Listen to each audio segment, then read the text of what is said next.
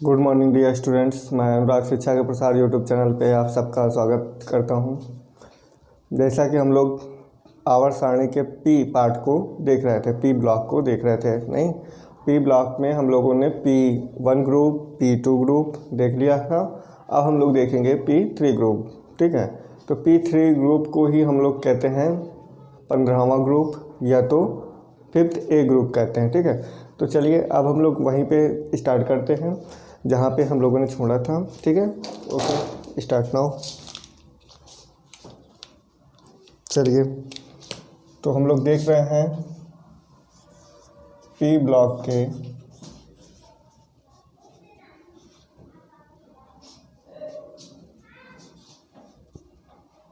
तीसरे ग्रुप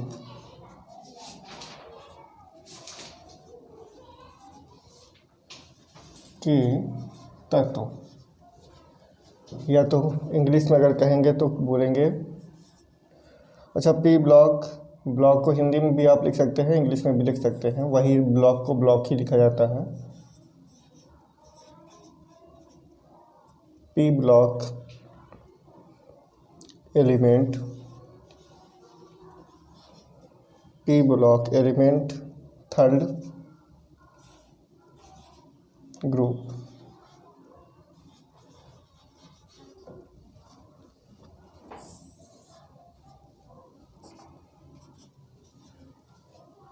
ये था हमारा। तो थर्ड ग्रुप में हमारा होता क्या है, सबसे पहले हम लोग ये जान लेते हैं कि ट्रिक क्या होती है इसकी, थर्ड ग्रुप की। ठीक है, पी ब्लॉक के थर्ड ग्रुप की ट्रिक क्या होती है, तो हम लोग लिखते हैं यहाँ पे ट्रिक क्या होता है। तो ट्रिक होता है नाना, पापा, असलम,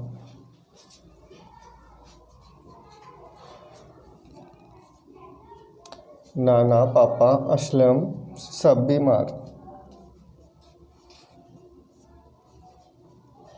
सब बीमार मिले। ठीक है, ये हो गया हमारा लोग का ट्रिक। इस ट्रिक से आप लोग इस एलिमेंट पी ब्लॉक के तीसरे एलिमेंट को पता कर सकते हैं कि क्या होता है, उनको याद कर रख सकते हैं आप लोग। साधारण तौर से अगर इसको रखेंगे तो सबके नाना होते हैं, सबके पापा होते हैं, असलम किसी भाई या मित्र के नाम ले लीजिए, तो ये सब क्या हैं, बीमार मिले। ठीक है, तो इन सब जब बीमार मिले तो इसी से हम लोग इसका ट्रिक बना लेते हैं कि इसकी ट्रिक होती क्या है। तो इसकी ट्रिक होती है, नाना को आप ले लीजिए तो केवल एक ले लीजिए, ना को तो n होता है। ठीक है, पापा में आप P ले लीजिए, असलम में आप AS ले लीजिए, सब में आप SB ले लीजिए, सब हो गया। बीमार में आप B ले लीजिए, BI, और मिले में MC। ठीक है, तो ये हो गया। तो नाना से आपने M लिया, पापा से P लिया, असलम से AS लिया, सब से SB लिया, बीमार से BI लिया, मिले से MC ले लिया। तो इस ट्रिक से आप इस तत्व को के बारे में ज्ञात रख सकते हैं। तो अब ये देखिए कि अगर इसको देखें कि पीरियोडिक टेबल में जो इसका स्थान कौन सा है और कहाँ पे ये पाया जाएगा, तो ये होगा पीरियोडिक टेबल का 15वां ग्रुप। ठीक है, इसी को बोलते हैं 15 ग्रुप,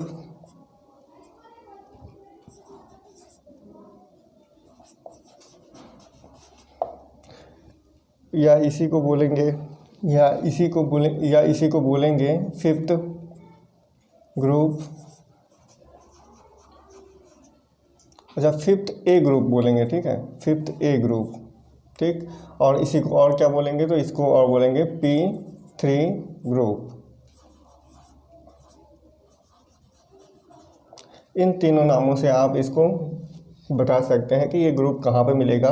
तो पीरियोडिक टेबल यानी आवर्त सारणी में आप लोग जाएंगे तो वहाँ पे 15वें ग्रुप में ये मिल जाएगा, ये ग्रुप मिल जाएंगे। या तो आप इसको 5th ए ग्रुप में देखिए तो उसमें वहाँ पे भी मिल जाएगा, और या तो पी थर्ड ग्रुप में जाके देखेंगे तो वहाँ पे भी ये मिल जाएगा। तो इसको हम लोग, इसमें कितने कितने एलिमेंट हैं यानी तत्व हैं, तो 1 2 3 4 5 और ये 6, तो 6 एलिमेंट हैं। तो हम लोग इसको 6 ब्लॉक यानी कि बॉक्स या खाने बना लेते हैं।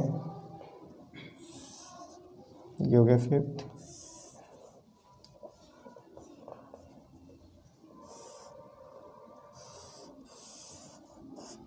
ठीक है, ये हो गया 1 2 3 4 5 6, और इसी को हम लोग लिखते हैं इसमें, इस सारे तत्वों को भर देते हैं यहाँ पे। देखिए ये है, और n आपका n हो गया, यहाँ पे दूसरे में आपका p मिलेगा, तीसरे में as मिलेगा, और चौथे में सब मिलेगा sb, और पाँचवें में मिलेगा bi, छठवें में मिलेगा mc।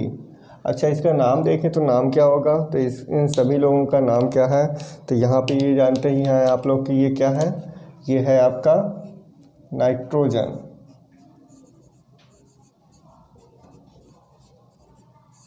ये क्या है, तो ये है आपका फास्फोरस।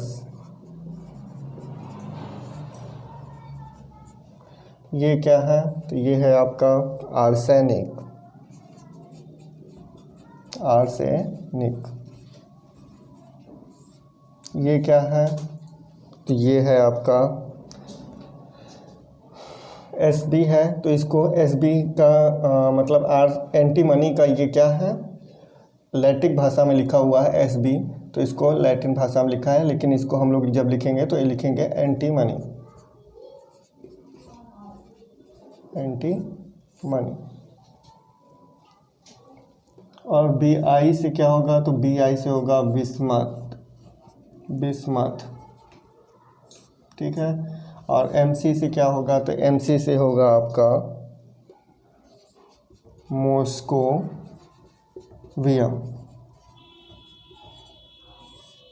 मॉस्कोवियम। ठीक है, अगर इनका हम लोग देखें कि इनका क्रमांक क्या होगा, तो इसका नाइट्रोजन का जैसे आप लोग जानते ही होंगे कि इसका नाइट्रोजन का क्रमांक क्या होता है, तो नाइट्रोजन का क्रमांक होता है 7। क्या होता है, क्रमांक 7 होगा नाइट्रोजन का। ठीक है, फास्फोरस का क्रमांक देखेंगे तो फास्फोरस का क्रमांक कितना होगा, 15 होगा,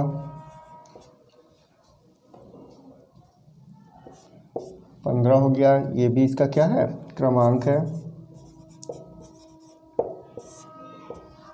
इसका देखिए क्रमांक, आर्सेनिक का क्रमांक देखेंगे अगर, तो आर्सेनिक का क्रमांक होगा कितना, तो आर्सेनिक का क्रमांक हो गया 33। एंटीमनी का क्रमांक देखें तो एंटीमनी का क्रमांक होगा, एंटीमनी का क्रमांक कितना होगा, 51। और इसका बिस्मथ का क्रमांक क्या होगा, तो बिस्मथ का क्रमांक होगा 83। और मॉस्कोवियम का क्रमांक कितना होगा, तो मॉस्कोवियम का क्रमांक होगा 115। कितना होगा, 115। ये हो गया, तो ये हो गया इसका क्रमांक। और क्रमांक से ही हमको पता क्या चलता है कि इलेक्ट्रॉनों की संख्या कितनी होगी, तो उसमें इलेक्ट्रॉनों की संख्या भी देख लेते हैं। इसमें इलेक्ट्रॉनों की संख्या कितनी होगी, तो इसमें इलेक्ट्रॉनों की संख्या होगी 7, जो क्रमांक होता है वही होता है। तो इसमें इलेक्ट्रॉनों की संख्या देखेंगे तो इसमें इलेक्ट्रॉनों की संख्या कितनी होती है, 15 होती है। अगर इसमें आर्सेनिक में क्रमांक इलेक्ट्रॉनों की संख्या देखें तो आर्सेनिक में इलेक्ट्रॉनों की संख्या कितनी होती है, तो 33 होती है। एंटीमनी में देखें इलेक्ट्रॉनों की संख्या तो उसमें होती है 51। और बिस्मथ में देखें तो बिस्मथ में इलेक्ट्रॉनों की संख्या कितनी होती है, बिस्मथ में इलेक्ट्रॉनों की संख्या होती है 83। और यहाँ पे आपका मॉस्कोवियम है, तो मॉस्कोवियम में इलेक्ट्रॉनों की संख्या कितनी होती है, तो 115 इलेक्ट्रॉन इसमें होते हैं। ठीक है, तो इससे हम लोगों को पता चल जाता है कि इलेक्ट्रॉन कहाँ पे है। उसके क्रमांक कितना है, उसमें इलेक्ट्रॉन कितने भरे जाते हैं, ये सब चीज़ हमको पता चल जाता है। ठीक है, इसको मैं बॉक्स में कर दे रहा हूँ। ये हो गया, ये हो गया। ये छोटी छोटी बातें हैं, लेकिन कभी ना आए तो बहुत बड़ी हो जाती हैं। अगर किसी को शॉर्ट स्क्रीन लेना हो तो वो ले सकता है।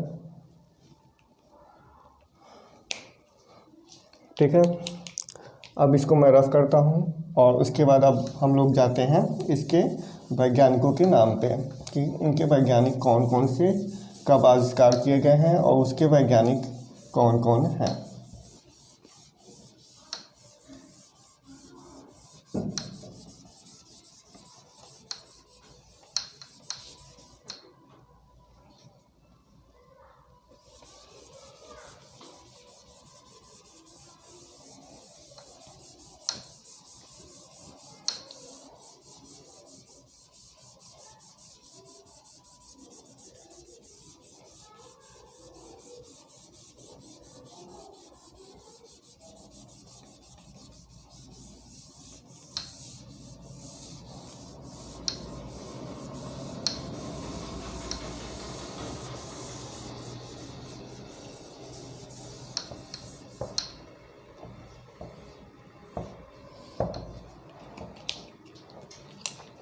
तो अगर देखें हम लोग कि नाइट्रोजन जो है ये क्या है, नाइट्रोजन है।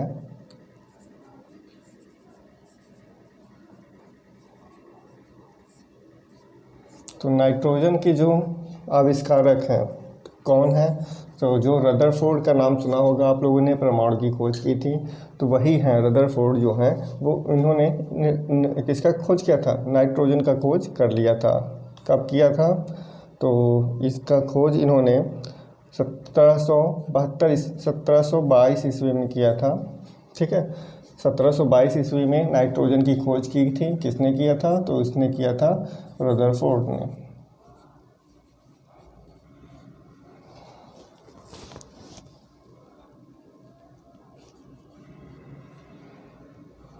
रदरफोर्ड ने किया था।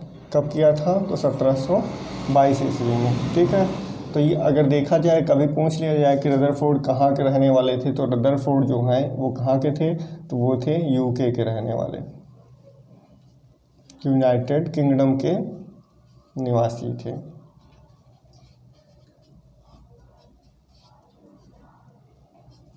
ठीक है, ये हो गया।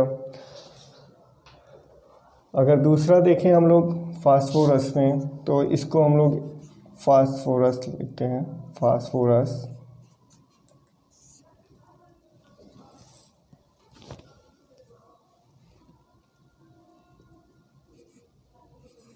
फास्फोरस, ये फास्फोरस हो गया। फास्फोरस में अगर देखा जाए तो फास्फोरस की खोज कब हुई थी, तो फास्फोरस 1669 ईस्वी में हुई थी, 69। ठीक है, 1669 में हुआ था। तो कब किसने किया था इसकी खोज, तो इसकी खोज किए थे एच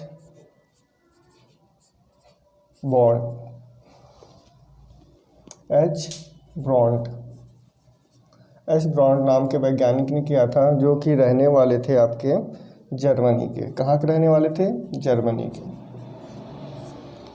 के निवासी थे।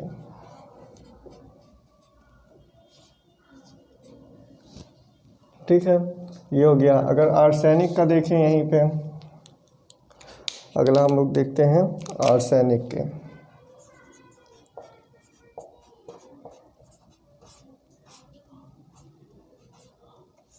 आर्सेनिक के अगर देखें तो आर्सेनिक के जो खोज हुई थी वो हुई थी आपकी 1220 ईस्वी में हुई थी। और इसकी खोज किसने किया था, तो इसकी खोज अल्बर्ट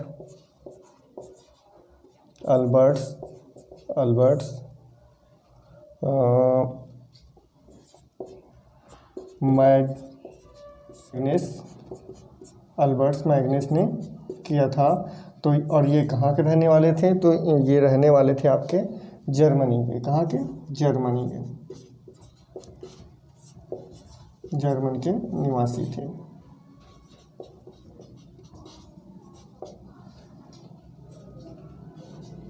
ठीक है, अगला अगर देखें जो एंटी मनी है, अगर एंटी मनी का देखें तो ये है एंटी मनी। एंटी मनी के अगर देखें तो एंटी मनी के जो आविष्कार हुआ था तो ये हुआ था ऐतिहासिक में हुआ था, यानी कि ऐतिहासिक काल में। इतिहास में कब लिया गया था ये चीज़, इसका प्रमाण अभी मिलता नहीं है। बस ये होता है कि किसी ने खोज कर ली थी एंटी मनी की, और उनके नाम नहीं बताए जा रहे हैं। और अगर ईस्वी अगर पूछा जाए तो ईस्वी लगभग 1000 ईसा पूर्व हो गया था इसका। अब ईसा पूर्व लगा दिया गया है तो ईसा पूर्व का मतलब ही हो गया कि ईसा मसीह के जन्म से पहले 1000 ईस्वी में, ईसा पूर्व में हो गया था। ठीक है, तो ये हो गया था। अगर किया किसने किया था तो कोई ऐसा कुछ लिखा नहीं है, तो ऐतिहासिक हम लोग मान लेते हैं, ऐतिहासिक। अच्छा, ऐतिहासिक कई प्रकार से लिखे जाते हैं, हम लोग इसी तरीके से लिख रहे हैं। ठीक है, ऐतिहासिक में ये मान लीजिए। ठीक है, ये हो गया। अगर बिस्मत का देखें अगला, तो बिस्मत का देखिए,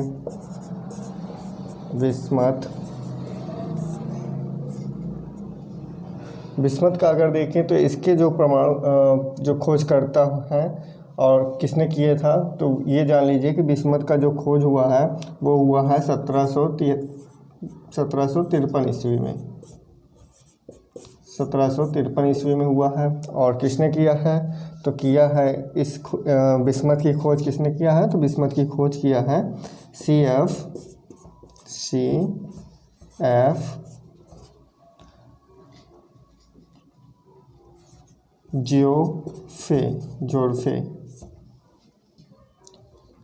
जोरफे। ठीक है, अगर जोरफे ने किया था, CF जोरफे ने किया था, तो CF जोरफे कहाँ के रहने वाले थे, तो अगर पता कहीं पूछ ले कभी भी आपसे तो ये आप जानते रहिए कि ये फ्रांस के निवासी थे, फ्रांस के निवासी थे। ठीक है, CF जोरफे कहाँ के निवासी थे, तो CF जोरफे आपके फ्रांस के निवासी थे। अगला देखेंगे हम लोग, तो अगला है आपका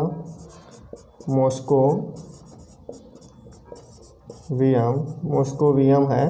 तो मॉस्कोवियम का अगर देखें तो मॉस्कोवियम का खोज किसने किया था, तो ये अभी अज्ञात है। ठीक है, केवल इतना जानते रहिए कि मॉस्कोवियम एक तत्व है और इसकी खोज हो चुकी है। ये लगभग अभी हाल ही फिलहाल में हुआ है, तो 2000 से लेके किसी भी सन में इसकी खोज हुई है और इसके बारे में साक्ष्य नहीं मिलता है। ठीक है, तो ये हो गया।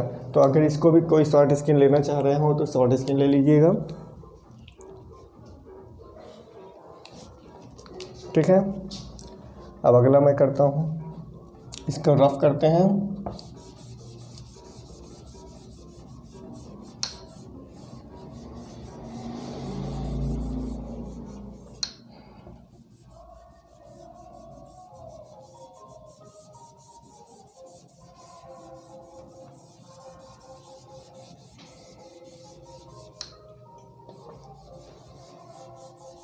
आज अगल बगल कहीं पे शादी वगैरह है शायद, इसीलिए जो है साउंड कर रहा हुआ है अभी। ठीक है, तो ज़्यादा साउंड पे ध्यान मत दीजिएगा कोई भी। अगर सुनाई दे रहा हो तो नहीं सुनाई दे रहा है, अर्जुन की तरह आँख, मछली की आँख में निशाना है, तो आप लोगों को सुनाई नहीं देगा। अगर और लोगों का अगर ध्यान है कहीं भी भटका हुआ है तो वो ध्यान केंद्रित करें अपना।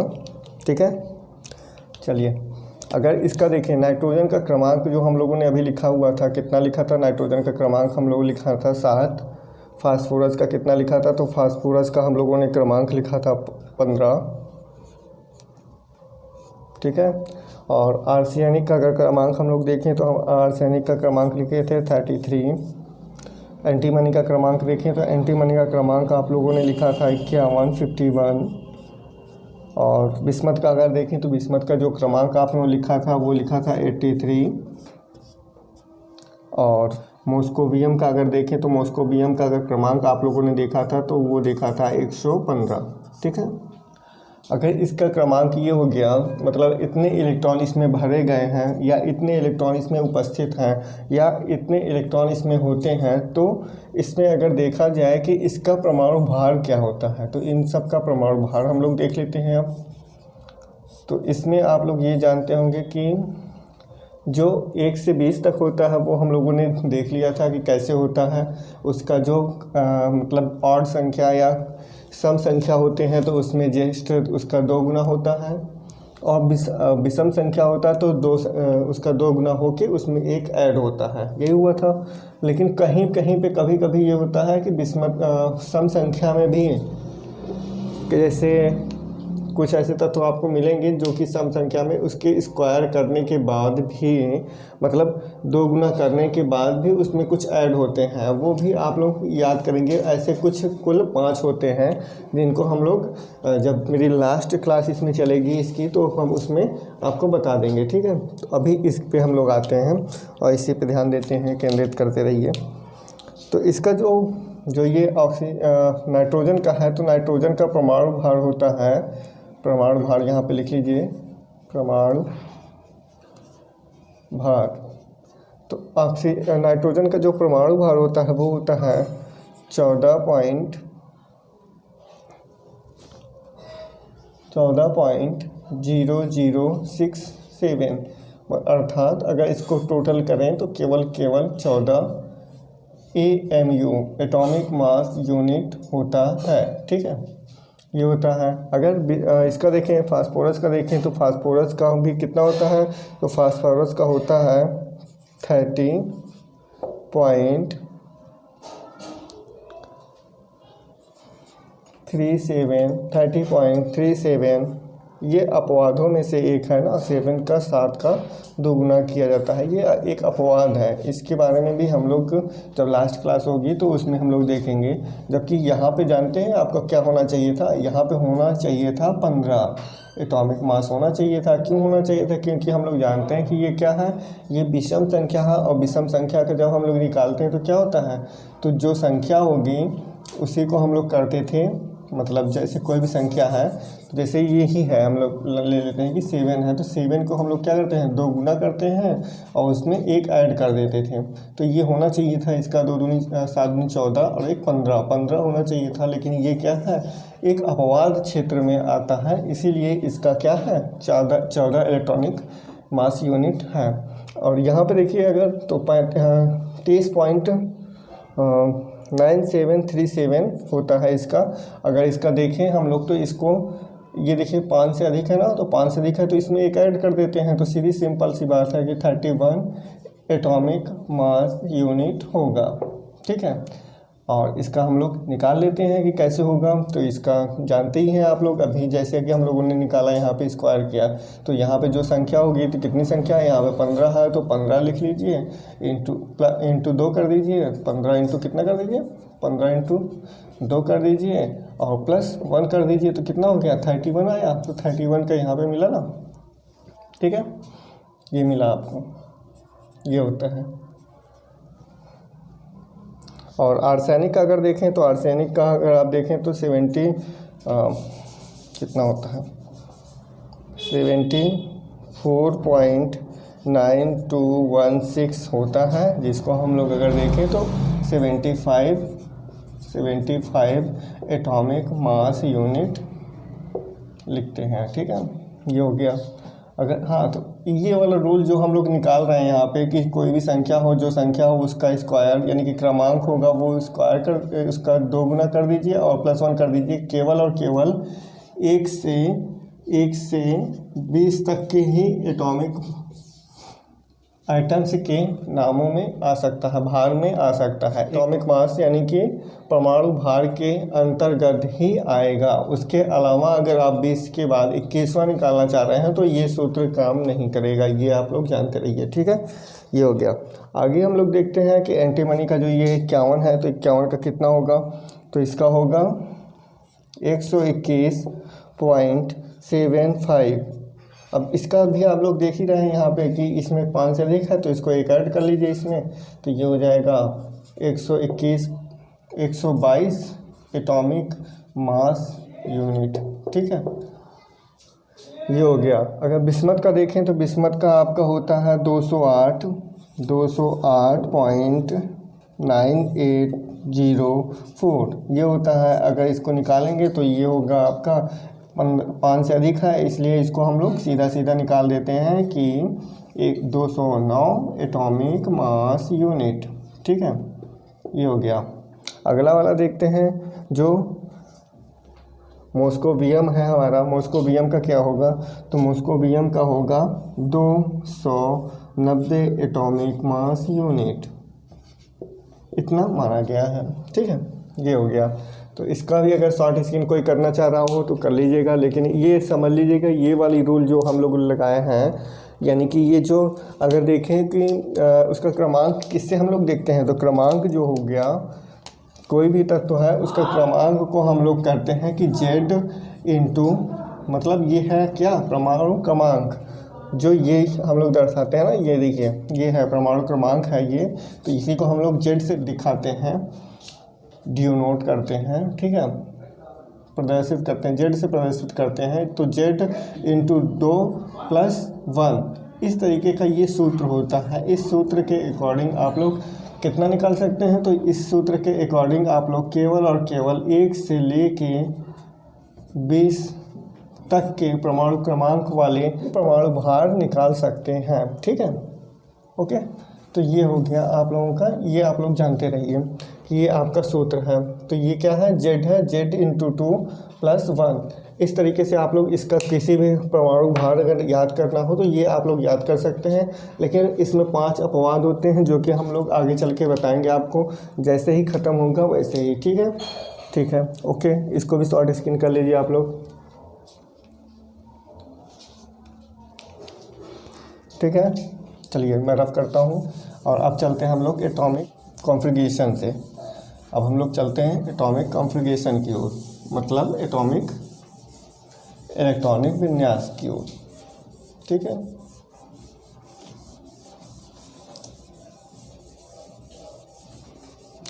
इलेक्ट्रॉनिक विन्यास में आप लोग, कुछ लोग बोलते हैं कि अफबाउ सिद्धांत के तहत हम लोग बता रहे हैं, नहीं। तो अफबाउ सिद्धांत अगर बताया जाए तो अफबाउ सिद्धांत किसी एक व्यक्ति का नहीं है, ये आप लोग जानते रहिए। कभी भी भ्रांत ना हो पाए आप लोगों को कि ये जो अफबाउ सिद्धांत है वो किसी एक व्यक्ति ने मतलब किसी एक वैज्ञानिक ने दिया हुआ है, तो ये आप लोग नहीं है। ठीक है, एक वैज्ञानिक ने नहीं बल्कि कई वैज्ञानिकों के समूह ने उसको दिया है। यानी कि जैसे हुंड हो गया, पावले हो गए, और जितने पावले और हुंड को हम लोग ज़्यादा मानते हैं, तो उन लोगों का भी मिला जुला, सभी लोगों का मिला जुला ये जो अफबाउ सिद्धांत है वो होता है। तो अफबाउ सिद्धांत जो है, अफबाउ सिद्धांत सभी लोगों का मिला जुला है, इसलिए किसी एक व्यक्ति को हम लोग उसमें नहीं कह सकते कि किसी एक व्यक्ति ने दिया हुआ है। ठीक है, तो इसलिए आप लोग कभी भी ये मत कहिएगा कि अफबाउ सिद्धांत को अफबाउ नाम के किसी एक वैज्ञानिक ने दिया है। अगर ऐसा कभी भी कहते हैं तो वो क्या हो जाएगा, रॉन्ग हो जाएगा। ठीक है, चलिए तो इलेक्ट्रॉनिक विन्यास की ओर हम लोग चलते हैं। तो एटॉमिक विन्यास हम लोग करते हैं, देखते हैं कि क्या होता है, इन सब का इलेक्ट्रॉनिक विन्यास क्या निकलता है। तो एटॉमिक विन्यास करने के लिए पहले हम लोग इसका टेबल एक बना लेते हैं।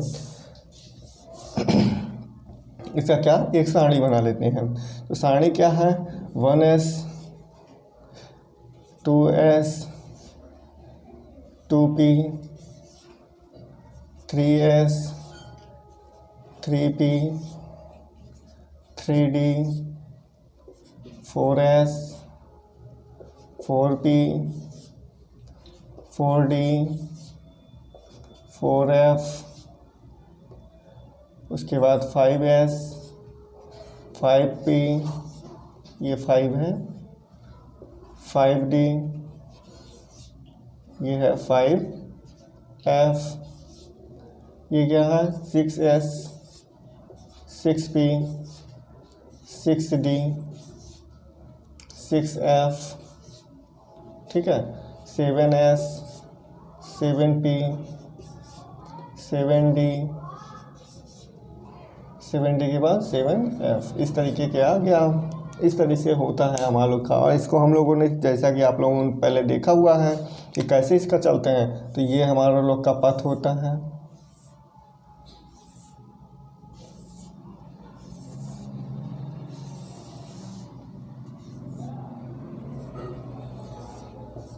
ठीक है, ये हो गया इसका पथ और ये पथ हो गया। और पथ होने के बाद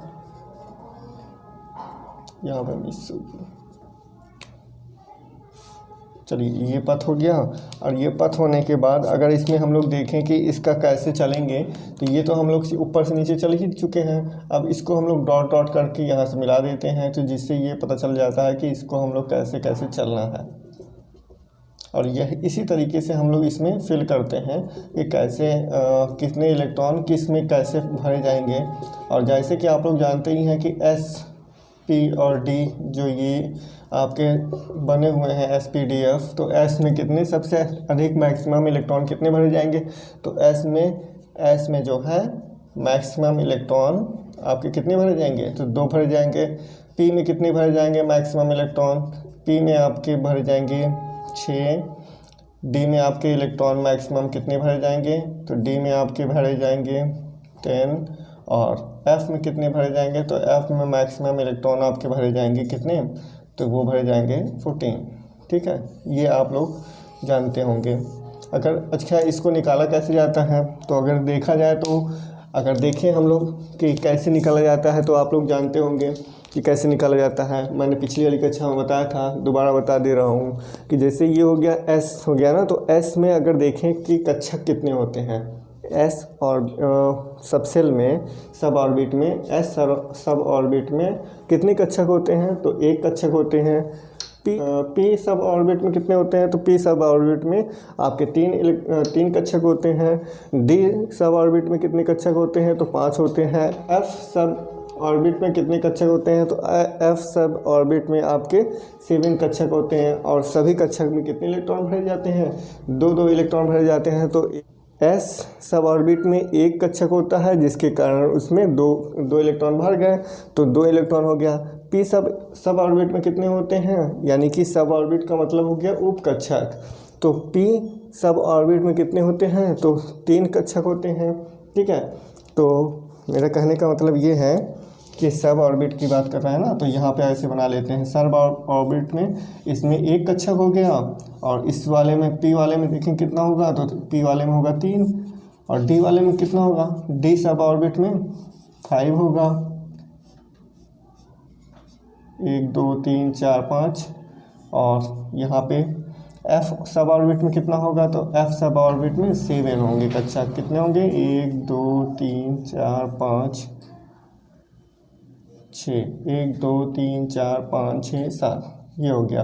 तो सारे कक्षकों में इलेक्ट्रॉनों की संख्या मैक्सिमम कितनी भरी जाएगी, तो मैक्सिमम जो इलेक्ट्रॉन भरे जाते हैं वो 2 भरे जाते हैं। और दोनों क्या करते हैं, एक दूसरे के विपरीत चलते हैं। मतलब कि जैसे कि ये वाला हो गया, इस तरीके से भरा जाता है ना, इस तरीके से, और एक इस तरीके से, तो इसको बोलते हैं क्लॉकवाइज और इसको बोलते हैं एंटी क्लॉकवाइज। मतलब ये वाला जो रहेगा वो इस तरीके से चलेगा, ये वाला जो सीधा है वो क्या करेगा, इस तरीके से ऐसे घूमता चलेगा। लेकिन जो ये उल्टा दिख रहा है ना, तो ये वाला क्या करता है, तो ये वाला जो है ये एंटी क्लॉकवाइज चलता है इस तरीके से। ठीक है, तो ये क्या हो गया, ये इस तरीके से जाएगा, और ये वाला इस तरीके से, ये इस तरीके से। ये क्लॉकवाइज यानी घड़ी की दिशा की सुई में चल रहा है, ये क्या है, एंटी क्लॉकवाइज, घड़ी की दिशा के विपरीत चल रहा होता है। मतलब ऐसे अगर चल रहा है तो घड़ी तो ऐसे चलती है, घड़ी की सुई जो ऐसे चलती है ना, लेकिन यहाँ पे घड़ी की सुई इस तरीके से, मतलब एंटी क्लॉकवाइज। तो ये क्या हो गया, एंटी क्लॉकवाइज हो गया, एंटी क्लॉकवाइज, और ये क्या हो गया, क्लॉकवाइज। तो इस तरीके से क्लॉकवाइज, एंटी क्लॉकवाइज। ठीक है, तो इस तरीके से इसमें इलेक्ट्रॉन भरे जाते हैं। तो इसको तरीके से हम लोग इसको फिल करते हैं और देखते हैं इन सब में कितने इलेक्ट्रॉन और किस तरीके से किस में कौन से इलेक्ट्रॉन भरे जाएंगे। चलिए इसको रफ करते हैं।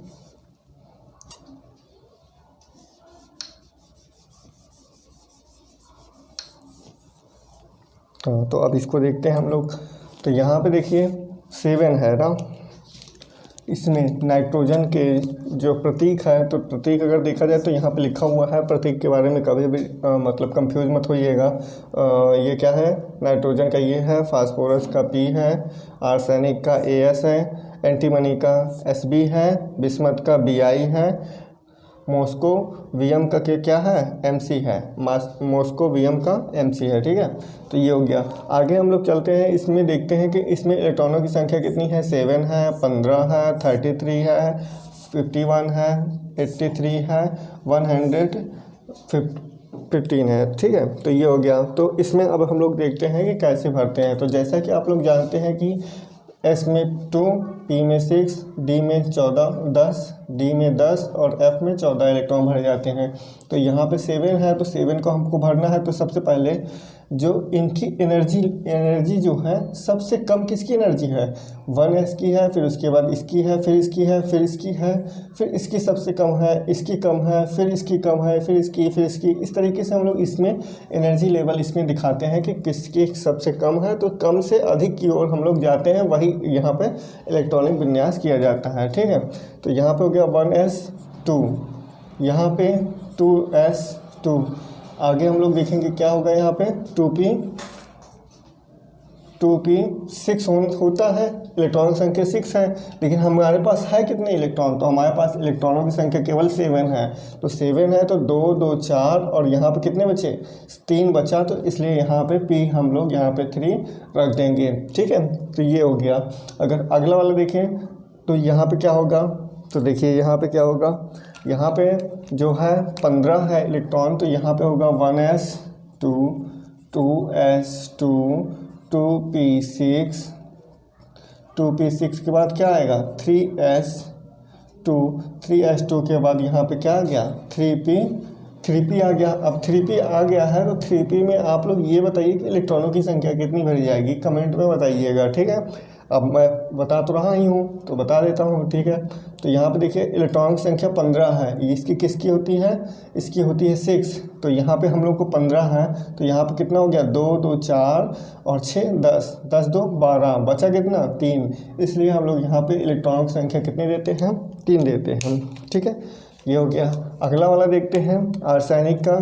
तो आर्सेनिक में हम लोग भी देख लेते हैं, इसमें क्या होता है 1s2, 2s2, 2p6, 3s2, 3p6, 3p6 के बाद क्या होगा, 3p6 के बाद हमारा लोग का होगा, यहाँ पे देखिए 36 के बाद क्या होगा 4s2, 4s2 क्या 4s2 के बाद क्या होगा 3d आएगा। तो 3d कितना होता है, 3d में कितना होता है 10 इलेक्ट्रॉन भरे जाते हैं, तो 10 इलेक्ट्रॉन हो गया, ठीक है। 3d के बाद क्या होगा 4p, और जैसे ही 4p आया है तो p में जानते ही हैं कि जितने भी p आ रहे हैं नए p, उसमें क्या होता है केवल और केवल इलेक्ट्रॉन संख्या 3 भरी जाती है। तो हम लोग यहाँ पे भी 3 इलेक्ट्रॉन भर देते हैं, देखते हैं कि क्या सही है ये। तो हम लोग इसमें काउंटिंग कर लेते हैं। तो ये होता है 2 2 4 6 10। तो यहाँ पे देखें तो यहाँ पे कितने इलेक्ट्रॉन हैं, तो यहाँ पे हैं आप लोगों को, ये देखिए ये हो गया 10, और यहाँ पे देखिए ये ले लेते हैं और इसको ले लेते हैं, ये पूरा हो गया 10, कितना हो गया 10, और ये 10 10 10 20 10 30 3 35, ये देखिए, ठीक है। इसी तरीके से सारे होते रहेंगे। ये हो गया। अगला हम लोग देखते हैं, तो अगला हम लोग देखते हैं एंटीमनी का 51 है, 51 है। तो अब इसका देखते हैं, तो इसका होता है 1s2, 2s2, 2p6, 3s2, 3p6, 4s2 के बाद 3d10, और 3d10 के बाद आपका 4p6 के बाद आप 5s2 के बाद यहाँ पे क्या आया 4d10 के बाद क्या आया 5p। अब 5p के बाद क्या आएगा, p में 3 इलेक्ट्रॉन भरे जाएंगे, क्या सही। तो हम लोग काउंट करते हैं, तो काउंट करेंगे तो पता चल जाएगा। तो काउंटिंग कर रहे हैं, देखिए ये काउंट हो रहा है। तो यहाँ पे 2 2 4 6 10, तो ये कितना हो गया, तो ये कितना हो गया 10 हो गया। अगर यहाँ पे देखें तो ये कितना है 2 2 6 8 8 2 10, तो यहाँ पे भी 10 हो गया, और ये 10 सही है। और यहाँ पे कितना है, ये 10 है, ठीक है। और यहाँ पे कितना हुआ, ये देखिए 6 2 और यहाँ पे 3, मतलब ये और ये तीनों को मिला देंगे तो क्या हो जाएगा 11 प्राप्त हो जाएगा, 11 इलेक्ट्रॉन। देखिए 3 3 2 5 और 5 6 5 11, ठीक है। ये हो गया। अब देखिए इलेक्ट्रॉनिक संख्या गिन लीजिए, 10, 10, 20, 10, 30, 10, 40 और 40, 10, 50 और 1, 51। ठीक है, ये हो गया। इसको मैं पीछे नीचे वाले को रफ कर दे रहा हूँ। अब देखिए ये वाला, देखिए उसके नीचे वाला, इसमें है बिस्मथ। बिस्मथ का कितना होता है, 83 होता है। इसमें इलेक्ट्रॉनों की संख्या अगर फिल करें हम लोग तो क्या होगा, तो देखिए इसी तरीके से ऐसे ऐसे करते चलेंगे हम लोग। ये देखिए इसे ऐसे ऐसे और फिर इस तरीके से बढ़ते चले जाएंगे। तो यहाँ पे होगा 1s2, 2s2, 2p6, फिर उसके बाद 3s2, 3p6, उसके बाद आप लिखेंगे 4s2, फिर उसके बाद क्या लिखेंगे, 4s2 के बाद 3d10। यहाँ पे देखिए ना 4s2 के बाद क्या है, 3d10 है। फिर उसके बाद क्या है, 4p6 है, 4p6। 4p के बाद क्या है, 5s। यहाँ पे ये s है, मैंने 5 बना दिया।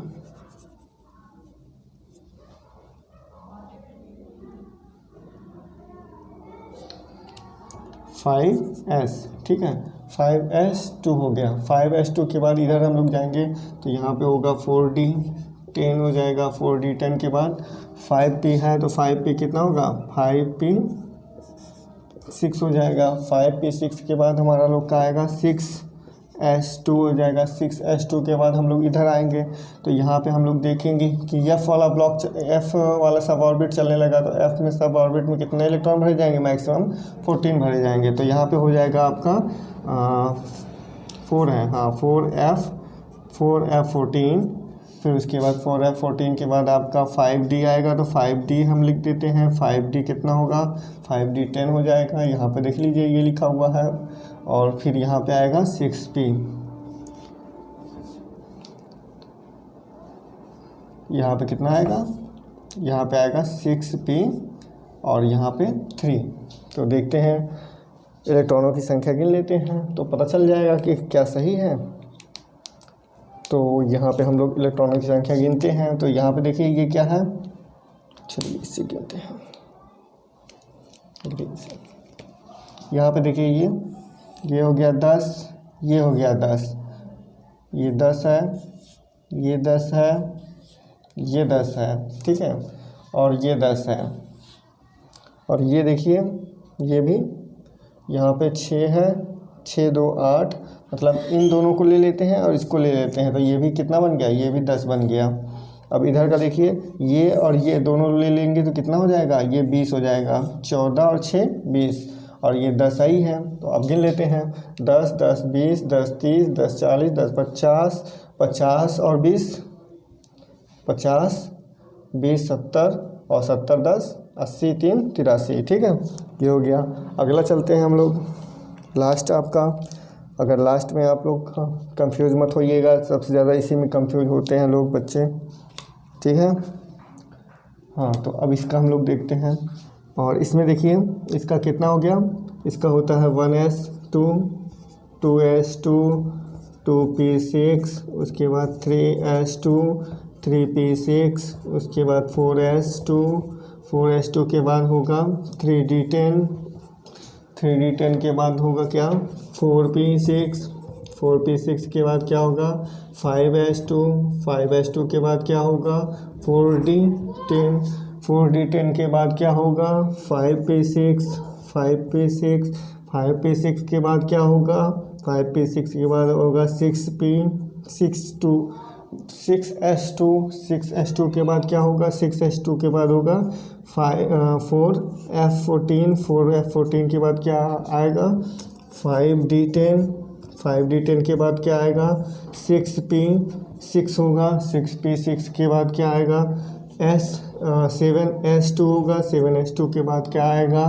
5f14 आएगा। 5f14 के बाद क्या आएगा 5f14 के बाद 5f14 ये है ना, 5f14 के बाद आएगा 6d10 आएगा। 6d10 के बाद क्या आएगा 6d10 के बाद 7p आएगा, 7p में 3, ठीक है। तो यहाँ पे देखिए अब इसको काउंट कर लेते हैं हम लोग। क्या सही है या गलत है तुरंत पता चलेगा अभी। तो यहाँ पे देखिए ये है 2 2 4 और 6 10, ये 10 इलेक्ट्रॉन हो गए यहाँ पे। और इसके आगे देखें तो 6 2 8 और 2 10, तो 10 इलेक्ट्रॉन यहाँ पे हो गए। आगे ये 10 इलेक्ट्रॉन रखा हुआ है, यहाँ पे देखें तो ये 2 और 1 ये वाला ले लेते हैं, तो ये भी हो गया 10 इलेक्ट्रॉन, ये हो गया। और यहाँ पे 10 इलेक्ट्रॉन रखा हुआ है, इसको और इसको दोनों को मिला दें तो यहाँ पे मिल जाएगा आपको 20 इलेक्ट्रॉन। 20 इलेक्ट्रॉन के बाद आपको यहाँ पे मिलेगा 10 इलेक्ट्रॉन, और 10 इलेक्ट्रॉन के बाद यहाँ ये देखिए इसको और इसको दोनों को मिला लेंगे तो यहाँ पे कितना हो जाएगा 20 इलेक्ट्रॉन मिल जाएंगे आपको। और 20 इलेक्ट्रॉन के बाद ये वाला 10 इलेक्ट्रॉन हो जाएगा, और यहाँ पे कितना बचा, ये 2 और ये 3, कितना हो गया 5, ठीक है। तो यहाँ पे 5 मिला। लास्ट में इन दोनों को हम लोग यहाँ पे रख लेते हैं, इन दोनों को हम लोग कह देते हैं कि यहाँ पे 5 इलेक्ट्रॉन है। अब इसको काउंट कर लीजिए आप लोग, 10 10 20 10 30 10 40 10 50 50 20 70 80 90 80 80 20 100 100 और 10 110 और 110, ये दोनों को मिला के हम लोग यहाँ पे 5 किए हैं तो 115, ठीक है, ये हो गया।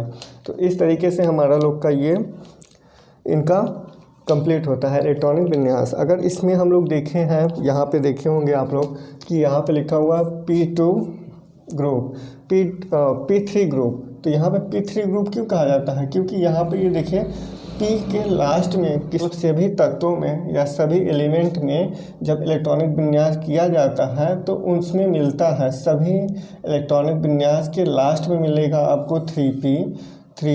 यहाँ पे देखिए 3p, ये देखिए 3p, यहाँ पे देखिए 3p, और ये लास्ट में देखिए 3p। तो इसीलिए इसको हम लोग 3p ग्रुप भी कहते हैं, ठीक है।